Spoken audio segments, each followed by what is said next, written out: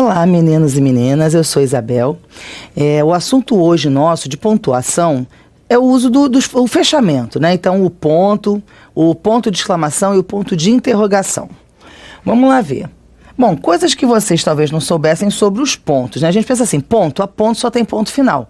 Mas o ponto final pode ser um ponto simples, pode ser um ponto final finalíssimo, né? Pode ser um ponto parágrafo. Então, vamos à teoria, né? Vamos lá, porque qualquer coisa dessas pode ser cobrada numa prova, né? Então, já que a gente vai estudar ponto, vamos para os pontos todos. Então, olha só, o uso do ponto. E vocês sabem que em todas as aulas de gramática, a bibliografia básica que eu uso é uma gramática que é considerada pelo CESP como a gramática mais significativa, né? Que é a nova gramática do português contemporâneo, do professor Celso Cunha, que é brasileiro, e do professor Luiz Felipe Lindley Sintra, que é um autor português. Essa gramática foi publicada no Brasil e em Portugal, né? Envidando assim esforços para que se aproximasse um modo de escrever de uma nação e de outra, né? Então, por isso ela é bastante significativa. Mas, é claro, é uma gramática teórica, não tem exercícios, e acaba que vocês podem procurar outras gramáticas com exercício, com uma linguagem mais simples para vocês. Mas a base da nossa teoria é Celso Cunha, tá legal? Bom, Celso Cunha, então, diz na gramática dele, eu coloquei aqui entre aspas, o seguinte: o ponto assinala a pausa máxima da voz. Emprega-se para indicar o término de uma oração declarativa, seja ela absoluta, seja a derradeira de um período composto, e faltaram aqui as segundas aspas, né? Bom, o que ele quer dizer com isso? Por que era a questão do término, a pausa mais longa, né? Uma pausa máxima da voz. A pontuação é um recurso para aproximar a fala da escrita. Na verdade, assim, na fala, nós temos inúmeros recursos. A gente tem a expressão facial, né? A gente tem gestos, a gente tem a expressão corporal, a gente tem a entonação de voz, uma hora aumenta, outra hora fala baixinho, né? Então a gente tem uma série de recursos para que o nosso interlocutor nos entenda. Na escrita, não. Então a gente precisa ter sinais na escrita que marquem quando o autor quer uma pausa breve, uma pausa mais ou menos, uma pausa mais longa, uma inflexão de voz, né? uma pergunta, uma exclamação. E aí vem os sinais de pontuação. Então os sinais de pontuação servem para aproximar a escrita da força, da vivacidade da fala. Por isso, então, essa pausa máxima, né? Então, não significa que seja uma pausa de 2 horas. É uma pausa só para que outra coisa aconteça no texto. Por exemplo, aqui, ele vai dar como exemplo esse trechinho, uma descrição do Érico Veríssimo, não sei se é no Clarissa, não sei em que livro dele em especial, mas a descrição do lugar. Entardecer no Angico, estou parada, sozinha, da estância, olhando para o poente. O sol parece uma grande laranja temporã, cujo sumo escorre pelas faces da tarde. O ar cheira a guaco queimado. Você reparem, descrições. E aí, primeiro ela fala onde está, depois ela diz que está sozinha. A cada oração, ela vai acrescentando uma informação dela e do entorno. Então, para separar uma descrição de outra descrição, quer dizer, um momento de outro momento da descrição maior, vai usar, então, os pontos, que a gente chama de pontos simples. São aqueles pontos internos, né? Agora, essa descrição, uma hora vai acabar e o autor vai voltar para a narração, por exemplo, né? E aí a descrição acaba aqui, ó. Sinto um langor de corpo e espírito, de certo, é a tardinha que me contagia com sua doce febre. Esse ponto aqui, então, está terminando a descrição, né? Então, esse ponto, ele não tem a mesma função desse ponto aqui de cima. Ah, mas é tudo ponto final. Só que esse ponto final aqui, ele termina uma oração, mas que semanticamente está ligada à oração seguinte e assim por diante. Esse ponto aqui indica que aquela descrição acabou e vai se partir então para o texto, para um outro momento do texto, ou para a ação que vai começar, ou para a descrição de um personagem, ou de uma ação, né? Então, esse momento da descrição desse lugar aqui, desse horário da tarde, acabou. vai começar uma outra coisa no texto. Então, esse momento de mudança é marcado pelo que a gente chama de ponto final, tá? E o ponto que vem colocado aqui no meio da descrição, a gente vai chamar de pontos simples. Tá legal? Bom, o que mais eu trouxe aqui para vocês? Observação. O ponto tem sido utilizado pelos escritores modernos, onde os antigos poriam ponto e vírgula, ou mesmo vírgula. Trata-se de um eficiente recurso estilístico quando usado adequada e sobriamente. Ou seja, muitas vezes a gente teria, por exemplo, duas orações coordenadas. Qual é a pontuação objetiva que marca, que une ou que separa as orações coordenadas? A vírgula. A vírgula é a pontuação das orações coordenadas. Tá? Mas muitas vezes, ao invés de o autor escrever a primeira oração coordenada sindética, por exemplo, vírgula, e aí a outra oração coordenada sindética ou assindética, ele prefere botar um ponto. E aí vem oração coordenada, ponto, oração coordenada. Ora, como é que você pode coordenar duas orações se elas são coordenadas em sentido? Possivelmente elas são coordenadas também do ponto de vista da escrita. Então a gente não pode ter um ponto. A vírgula é que deveria mostrar essa continuidade da informação. Mas por uma questão de estilo, repara que ele fala de recurso estilístico, né? Então, por uma questão de estilo, os autores acabam colocando um ponto para tornar aquela informação mais enfática, mais significativa, né? Isso é norma culta? Não, isso não é norma culta. Mas os autores empregam exatamente por causa da função poética presente nos textos literários. E aí vocês têm que, numa hora de concurso, ter isso em mente. Aquele ponto pode não ser ponto. Ele pode ser substituído por vírgula, pode ser substituído por ponto e vírgula, tá? O exemplo, a música toca uma valsa lenta, o desânimo aumenta, os minutos passam, a orquestra se cala, o vento está mais forte. Repara que não são coisas separadas, como a gente viu no primeiro. Primeiro ela fala do entardecer, depois ela fala de si mesma, depois ela descreve o cenário.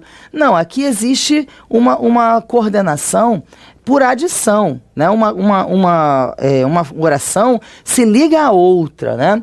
A música toca uma valsa lenta e aí o desânimo aumenta, os minutos vão passando, a orquestra se cala, o vento está mais forte, tudo isso fazendo parte de uma única descrição, né? E aí, possivelmente, na falta das conjunções, o ponto e vírgula aqui é o que deveria ter sido colocado, né? A música toca uma valsa lenta, ponto e vírgula, e aí letra minúscula, né? O desânimo aumenta, ponto e vírgula, né? Os minutos passam, ponto e vírgula. Deveria haver aí um ponto e vírgula, mas o autor, para dar mais ênfase, faz o quê? Põe ponto final. Tá? Mas isso vocês têm que prestar atenção para pensar assim, poderia, o ponto, né, não marca efetivamente uma pausa e poderia ser substituído pelo ponto e vírgula. Aí vocês têm que ver, poderia, nesse caso aqui poderia sim, tá? Não é ponto final, é ponto simples, marcando o interior de período. O outro, é preciso cuidar muito bem da saúde, é preciso cuidar bem da saúde. Contudo, tomar remédio sem receita é muito perigoso. Repare, o que é contudo? Contudo é uma conjunção adversativa, coordenada adversativa, né? Se ela é uma conjunção coordenada adversativa, é porque essa oração está coordenada a essa oração aqui.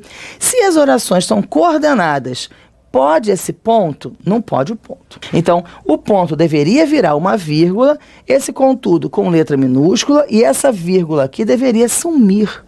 Isso seria a norma culta, tá? Na norma culta, a gente tiraria essa vírgula daqui e colocaria em letra minúscula.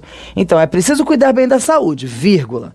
Contudo, tomar remédio sem receita é muito perigoso. Isso seria a prescrição gramatical para um período coordenado. Mas o autor, para dar ênfase no sentido de oposição, na oração adversativa, colocou um ponto e letra maiúscula, tá? Então, cuidado. Vocês podem fazer isso, por exemplo, numa redação, numa segunda fase de concurso? Não. Porque numa segunda fase de concurso, vocês não estão trabalhando com texto literário. Vocês vão estar trabalhando com dissertação argumentativa, que é um texto referencial. Então, pode fazer essa pontuação aqui? Não. Tá legal? Não pode não. Mas, num texto literário, caberia a substituição do ponto pela vírgula? Caberia. É isso aí que vocês vão dizer. Tá bom? Na observação 2, quando se passa de um grupo a outro grupo de ideias, costuma-se marcar a transposição com o maior repouso de voz, o que na escrita se representa pelo ponto parágrafo. Então, assim, você está mudando de ideia. Como aquele primeiro exemplo que nós vimos, havia uma descrição daquele entorno do personagem, né? Aí, de repente, ia mudar para a narração, para a ação propriamente acontecendo. Para marcar essa mudança drástica aí de momentos do texto, o ponto parágrafo é o que tem que ser colocado. O ponto parágrafo se caracteriza pelo ponto e por esse espaçamento aqui, ó, tá? Por esse espaçamento. Então, o parágrafo vem aqui, ponto e espaçamento. Ou seja, existe uma diferença aqui de objetivos no texto. Lá embaixo era um mar que crescia. Pronto, tá falando do mar. Aí agora, começar a chuviscar é outra coisa. Então, outra coisa separada por parágrafo. Começar a chuviscar um pouco e o carro subia mais para o alto com destino à casa de Amâncio, que era a melhor da redondeza. Tá? Depois, a outra observação, utiliza-se também o ponto, e aí o ponto simples em abreviaturas. Vossa Senhoria. Então, Vossa Senhoria tem aqui os dois pontinhos, que não são pontos finais nem pontos parágrafos, são pontos simples, né? O doutor, etc, tem ponto, é abreviatura. Então, se você coloca etc como a última coisa numa frase, esse ponto não precisa ser repetido. Você tem o ponto final que acumula com o ponto da abreviação.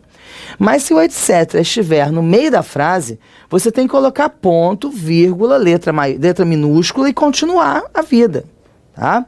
O etc tem o ponto dele que marca a abreviação. Não tem nada a ver com o ponto final. Tá bom?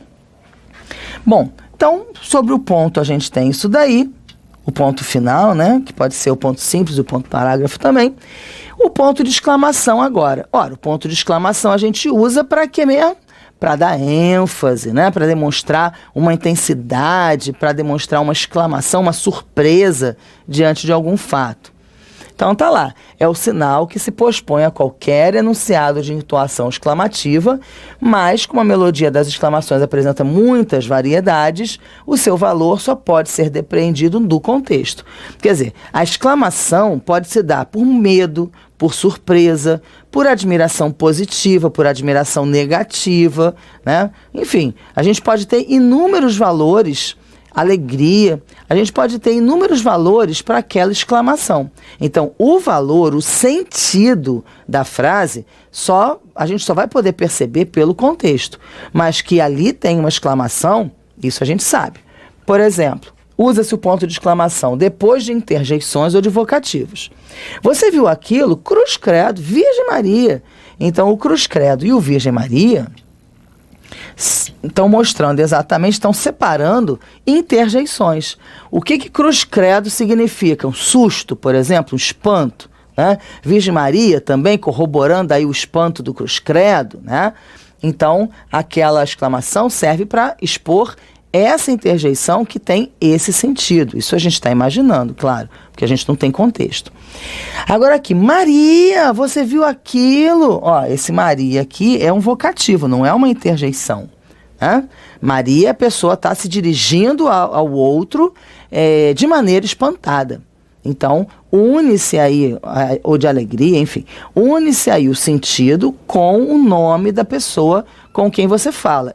Aí a gente tem o vocativo exclamativo. E a gente usa também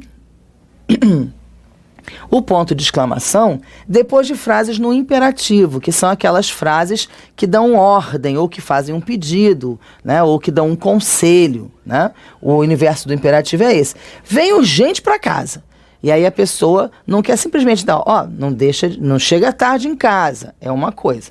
Agora, não chega tarde em casa, seu miserável. Aí pronto, já basta, já tem a exclamação, né? Então a exclamação, ela traz essa intensidade do verbo do imperativo, das frases do imperativo, tá? Então, associar o imperativo à exclamação também é muito comum, tá? Para dar ênfase à ordem, dar ênfase ao conselho. Pedido não, que o pedido você fala de maneira mais calminha, né? Mais suplicante mesmo. Mas quando é uma ordem ou quando é um conselho, né, você devia fazer isso. Normalmente vem acompanhado da exclamação, tá? Bom, para a gente terminar, o ponto de interrogação, que, é claro, aparece nas perguntas, né? Nas perguntas diretas. É o sinal que se usa no fim de qualquer interrogação direta, ainda que a pergunta não exija resposta. Às vezes você faz uma pergunta que não tem resposta. Por exemplo, a criancinha está lá infernizando você, né? O filho está lá perturbando aquele dia horroroso. Aí você fala assim, você quer parar com isso? Ora, você não espera que a criança responda, não quero, não. Né? Então, se houvesse, por exemplo, essa descrição de diálogo escrita, quando o pai ou a mãe falam para a criança, você quer parar com isso? Você pode parar com isso? Viria marcado com a interrogação, embora não seja efetivamente uma interrogação, né? Seja uma intervenção que quer dizer cale-se, né? Então não há pergunta, mas a escolha foi feita através de pergunta. Quando você fala assim, que horas são? Né? Então, que horas são? Você quer uma resposta, o outro vai dizer, né? São 2 horas, é 1 hora. Que coisa estranha, para onde vai o mundo? Quer dizer, é uma questão filosófica, né? A pessoa não vai te responder para onde vai o mundo, né, em 2 minutos. Então, ninguém quer a resposta para onde vai o mundo, que ninguém sabe, né? Ninguém sabe qual é a resposta. Então, mesmo que aí não tenha a intenção de resposta, a pergunta pode ser feita. E aí, ponto de interrogação. Pode-se usar o ponto de interrogação seguido de reticências, quando o contexto indicar dúvida, e também a gente pode usar o ponto de interrogação seguido de exclamação, quando aquela pergunta requerer uma intensificação, que é o segundo exemplo, né? Diante disso, o que farei? A pessoa está na dúvida, está triste, né? Então, associada à pergunta, a gente tem aqui um sentido de tristeza, de angústia, dependendo do contexto. Então, a interrogação pode vir associada com reticências. E pode vir associada também à exclamação. Para indicar surpresa, por exemplo, ou intensidade. Ah, é a senhora? Então, entra, né? Então, o ponto de interrogação, ele pode vir associado. Por exemplo, quando a pessoa está muito surpresa, ao invés de colocar um ponto só, ela pode botar vários, né? Mas como assim? Aí, uma porção de pontos de interrogação, né? Então, essa ênfase pode acontecer também. Tá legal? Então, até a próxima.